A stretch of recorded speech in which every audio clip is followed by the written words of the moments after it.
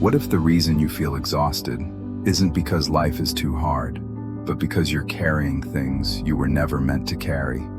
Let me ask you something uncomfortable. When was the last time you added something new to your life and actually felt lighter afterward?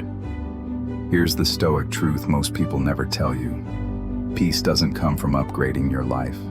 It comes from quietly removing what's draining it. In this video, I'll show you 5 things that look normal, even responsible, but are secretly costing you your energy, clarity, and self-respect.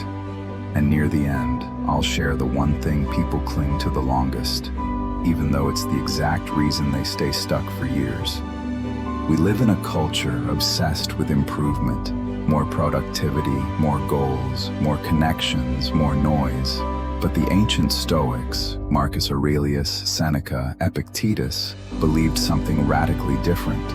They believed that freedom doesn't come from addition, it comes from subtraction, not dramatic quitting, not public announcements, just quiet elimination. Things you stop feeding, stop explaining, stop carrying. Today we're going to look at 5 of them, not from theory, from real, modern life. Workplaces, relationships, identity crises, burnout, and fear. If you're in your 30s or 40s, you'll recognize yourself in more than one of these. Let's begin with the one almost everyone struggles with, but rarely admits. 1. The need to explain yourself. The first thing you need to quietly eliminate is the constant need to explain your choices, your boundaries, or your life. Not because explaining is bad, but because over-explaining is a symptom of insecurity. Think about how this shows up. You turn down an invitation and immediately start justifying it. I'm just really tired lately. I've been under a lot of stress. It's nothing personal, I promise. At work, you make a decision and feel the urge to defend it before anyone even questions it. In relationships, you say no, and then feel guilty enough to write a paragraph explaining why. Here's the uncomfortable truth. People who respect you don't need explanations, and people who don't respect you won't be convinced by them anyway. Seneca warned about this centuries ago. He who explains himself too much is ruled by the opinions of others. The Stoic approach is simple, but not easy. You replace explanation with calm finality, not coldness, not arrogance, just clarity. I can't do that. This doesn't work for me. I've made my decision. No defense, no apology, no emotional bargaining. At first it feels terrifying, like you're being rude. But what actually happens is this. Your nervous system learns that it's safe to stand without permission. And slowly, people adjust. Not everyone will like it, but the right people will respect it. 2. Relationships that require you to shrink. The second thing to eliminate is any relationship where you have to be smaller to keep the peace.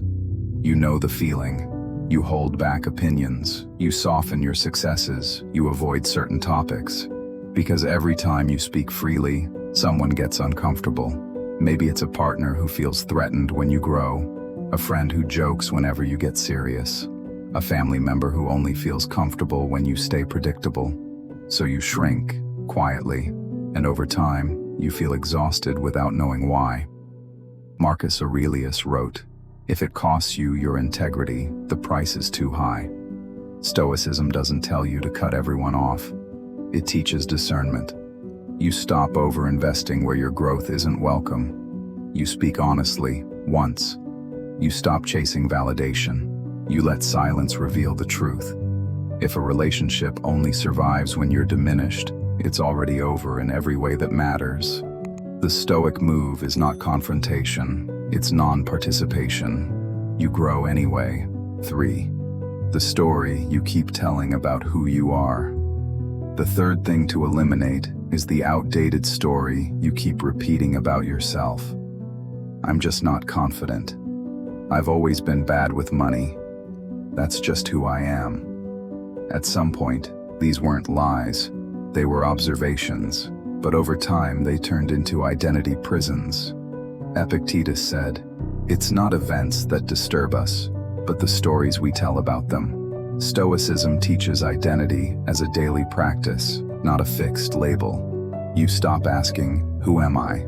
and start asking, "How am I acting today?" Identity becomes behavior, not history, and when behavior changes, the story dies on its own. 4. The addiction to busyness. The fourth thing to eliminate is the addiction to being busy. Your calendar is full, your phone never stops, and yet, nothing feels finished. Busyness has become a socially acceptable form of avoidance. Seneca warned, "Being everywhere is being nowhere." The Stoic solution is intentional emptiness.